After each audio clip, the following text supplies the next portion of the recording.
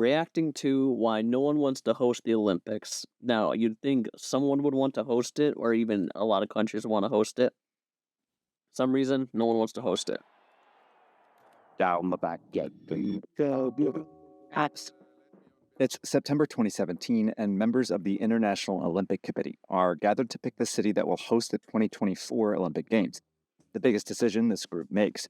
They've put representatives from the two competing cities on stage for their announcement. With the unanimous decision we took. But everyone here already knows who won. Which in 4 years, Los Angeles is hosting. More than 5 million people attend the Olympics, and over 3 billion watch it on TV. It's a once-in-a-generation opportunity for one city to show up, and the competition has typically been fierce. 12 cities applied to host the 2004 Games. Wait.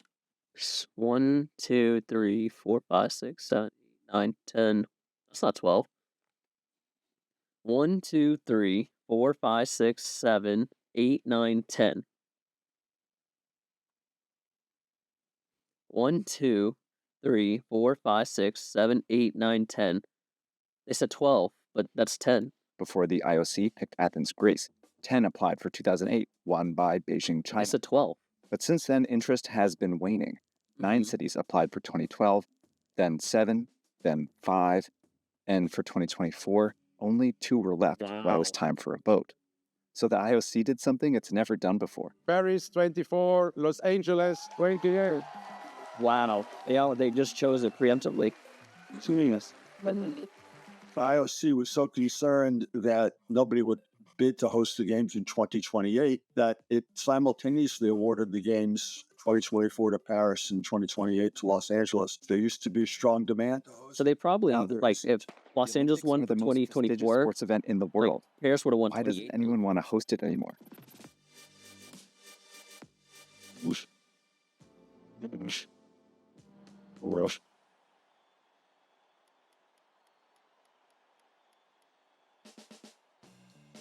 So the Olympics have actually had this problem before. They originally came up with this idea of rotating the games around to different cities back in 1896 because they had to.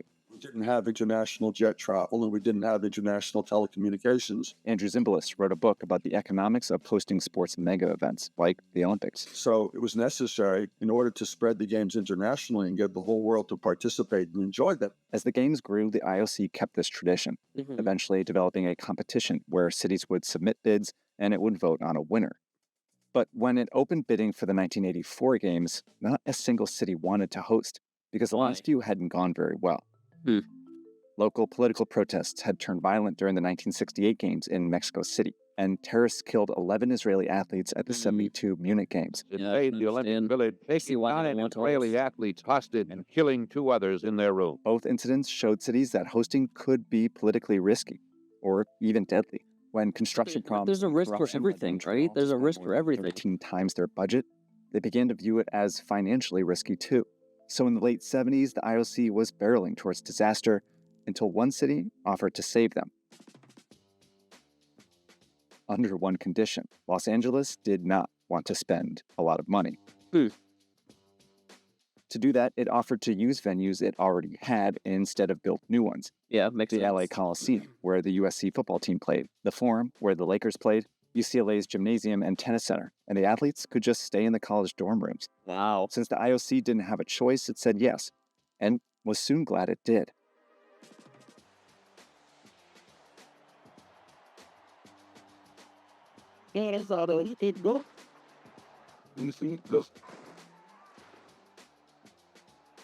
The 84 LA Games were a success in almost every way, but especially financially. It only cost around $1 billion in 2015 dollars. It only cost $1 billion.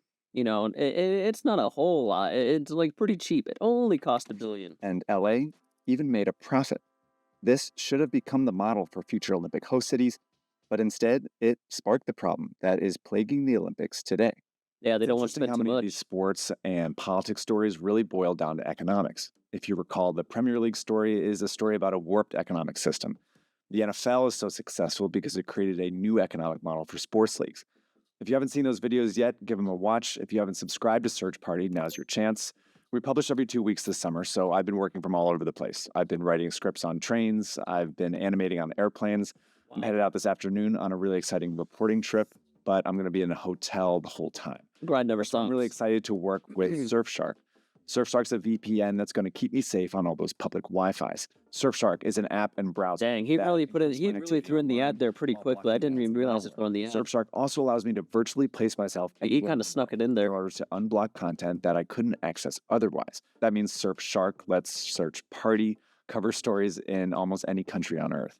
So here's the deal. Use the coupon code SEARCHPARTY at surfshark.deals/searchparty and get 4 months extra. There's also no risk. They have a 30-day money-back guarantee. Again, Surfshark is how I keep myself safe online. It's the best way for you to do the same. It's also the best way to support Search Party. So thanks again to Surfshark for supporting our work. What's interesting, he's actually threw that bar down there, too, to show you how long the ad's for. LA did such a good job hosting the 1984 Olympics that it re-inspired cities to want to host again.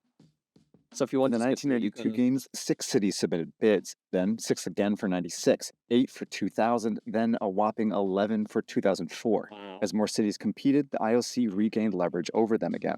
Nice. But instead of sticking to the LA model, it began demanding more. Between 1992 and 2020, the IOC added dozens of new sports to the games. I think that, This yeah, that's required more venues and housing for more athletes, yeah, that's which both cities were primarily responsible for paying for. As the competition intensified, cities felt increasing pressure to make their bids more attractive. The most effective way to do that was to build new venues. Sydney built 15 new venues plus housing for 10,000 athletes. Wow. Athens built 22 new venues, and Beijing built 12. So technically, those 3 cities have an opportunity to really even expensive. host the Olympics after This chart 2028. shows how the cost of the games skyrocketed over the last 30 years, reaching between $10 and $25 billion in the last decade. I want to add one big caveat to this chart, though. It only includes sports-related costs to the games. It doesn't include things like new public transportation or development projects that the most all Olympics. these cities It's spend why money people on don't want to for the host. Olympics. If we include some of those costs, these bars are actually way higher. So, for example, some estimate that Beijing spent more like $45 billion for their 2008 Summer Games. Russia spent more like $51 in 2014, and Tokyo's bill is more like $35 billion. No matter what number you use, though, all of these cities went way over their initial budget, which the bidding The thing is, though, everyone always goes over budget in everything, right? When you're building a stadium, it's always going to go over budget. Airports, same thing. There's you can say you have a budget, but you're always going to go over budget. Incentivizes them to keep artificially low. What they have to do is make initial statements about the intentions and plans that are very reduced. Once the politicians say, yeah, okay, we'll go along with this, then they start adding the bells and whistles. And those can be very, very substantial. The revenue cities generate from ticket sales, TV contracts, and sponsorships only cover a fraction of these costs. Seriously? Meaning these governments and really their taxpayers are on the hook for the rest. I thought they would have made bank off the tickets when people wanted to watch. But host cities have known for decades that they'll likely lose money in the short term. Instead, many have been told that hosting the Olympics is an investment that will pay off in the future. Okay, so this is the Wait, did that just Burger King free Whoppers is trending? Okay, so this is the IOC's webpage where they list the benefits of hosting the games. And they use this word legacy a lot. And by legacy, they mean things that will continue to benefit your city long after the Olympics are over. Take sports facilities. Beijing justified spending around $460 million on this new 90,000-seat stadium. Oh, damn. Planning for a local pro soccer team to use it after the Olympics. London did the same when it built this stadium. At first, seems like yeah, but London still uses that stadium. It's not like they just dismissed it. They still use it. A good idea. Other legacy projects are meant to benefit even more people. Russia spent $8.7 billion on a new rail and highway link into Sochi for its Winter Games. There's no way the government's allowing the funding for this subway right? line. I mean, if it brings in money, I guess it could. Its but Olympic Center. The most commonly touted legacy benefit is that hosting an Olympics is a great way to kickstart your city's growth. What historically came out of the public relations with regard to the Olympics was that this was the most wonderful thing that could ever happen to a city. It puts your city on the world map, so it will increase tourism, it will increase commerce, it will increase foreign investment. And that story turns out not to be true. yeah, it's how you have an economic crisis. 2004 study found that after experiencing a bump in tourism leading up to their respective games, Atlanta, Sydney, and Seoul all saw it fall afterwards. In his book, Andrew cites a 1996 study on 3 Olympic Winter Games that found that the long-term impact on tourism was between non-existent and very modest, and a 2010 study that found little evidence of any benefit to tourism of hosting an Olympic Games, and considerable evidence of damage. I mean, I guess it depends on the person. Can backfire. If the weather Depends on the person on who's visiting and what they want to do besides just the Olympic Games. there are security incidents, if there are bad stories about the traffic, some cities are able to maybe help their image, but other cities are hurting their image. Many legacy infrastructure investments haven't paid off either. Russia's rail project is now considered an epic failure. But the thing is, right, in most of Europe, if not all of Europe, you can walk to every single place that you want to go see and like sightsee more or less. In the US, you can't do that as much. You literally have to drive, take an Uber, get a taxi, bus, railway. At least in Europe, you have the ability to walk to a lot of places. In the US, we don't have that.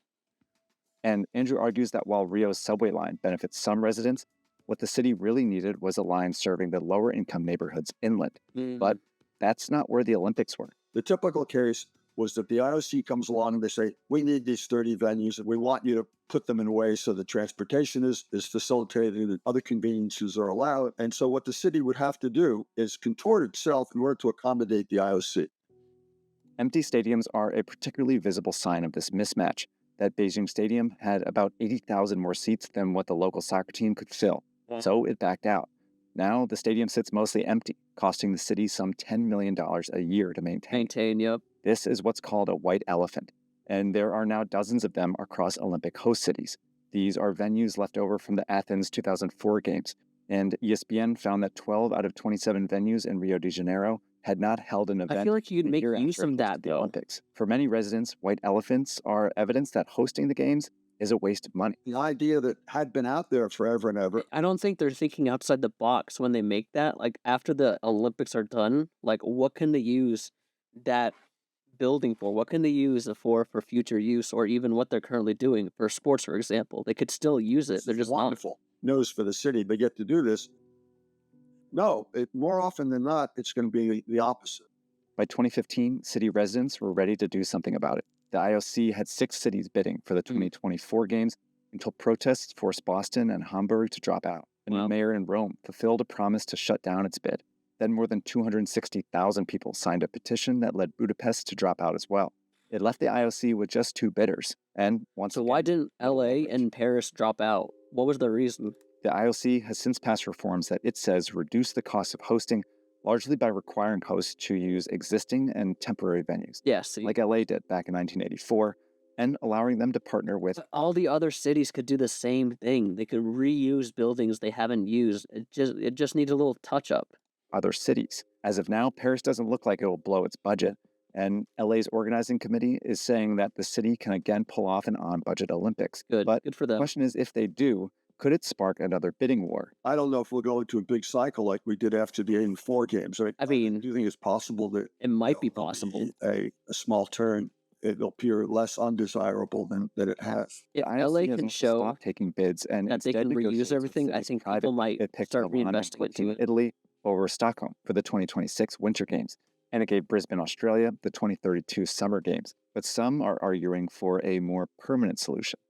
Isn't Salt Lake City hosting the 2026? Building the Olympic Shangri-La with its Winter 35 or Olympics? 40 venues for the Summer Games, smaller number for the Winter Games. In one place, Some believe Greece, the historical home of the Olympics, will be a good permanent host. Others have mentioned LA since it has so many venues and has done so well in the past. A permanent spot would eliminate white elephant projects, save cities from going into debt, and reduce the game's environmental footprint. But it could also reduce much of the excitement around each new Olympics. it's not going to be easy to go to a model that makes environmental sense and economic sense.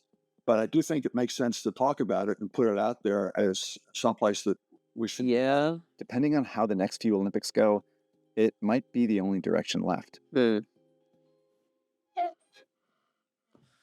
All right, thanks everyone so much for watching episode 15. That's also our 1-year anniversary of Search Party. We have over 380,000 subscribers. We've published 15 videos, a ton of shorts.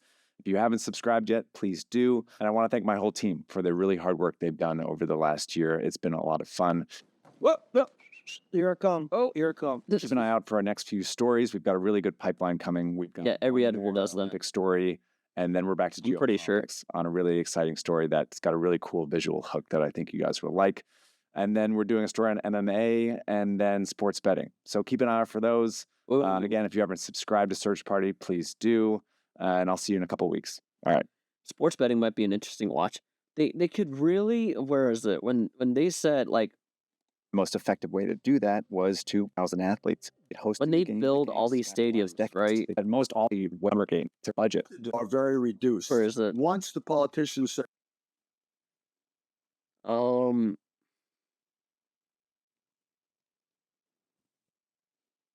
mean, wherever like they build all this stuff, they can reuse it. Why aren't they? I don't think they're thinking outside the box enough to know that they can reuse the buildings they've built for the Olympics for other things. It just doesn't have to be for the Olympics. And who knows? Like, if China starts reusing this building again, if they host the Olympics, they just reuse it, right? They can still reuse things, but I mean, I don't know. I just think they could do a better job of trying to reuse things. That's all. That's just me personally. But yeah, that was one. No one wants to host the Olympics. If Los Angeles wants to rehost the Olympics, right, 4 years from now, that's fine. I think it might be well off, and it might bring that spark back to other countries and other cities going, okay, well, if they can do it, we can too. I mean, at the end of the day, it's up to each country and what they want to